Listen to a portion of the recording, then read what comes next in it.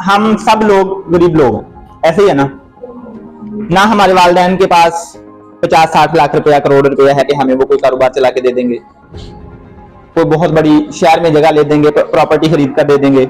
ना उनके पास मरबे जमीन के हैं कि वो हमें 10-10 किले बांट के दे देंगे, चलो हम अपना गुजारा करते रहेंगे।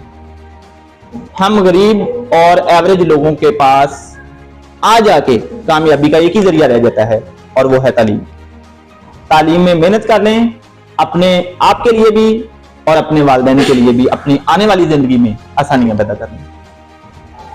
और वो तालीम में मेहनत करने का आपका टाइम आज है, आज, अब से।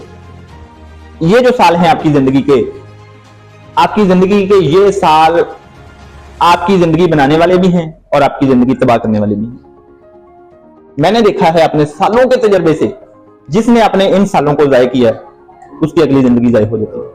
जिसने अपने इन सालों में मेहनत की है, ये जो आपकी उम्र है, ये वाली कौन सी उम्र, 15 से 25 साल की उम्र, तकरीबन 15 साल के आसपास या इससे ऊपर के ही हैं आप लोग, ठीक है।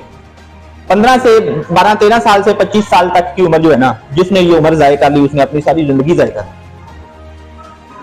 और जिसने इस उम्र में मेहनत कर ली, उसने अपनी सारी जिंदगी संवार ली।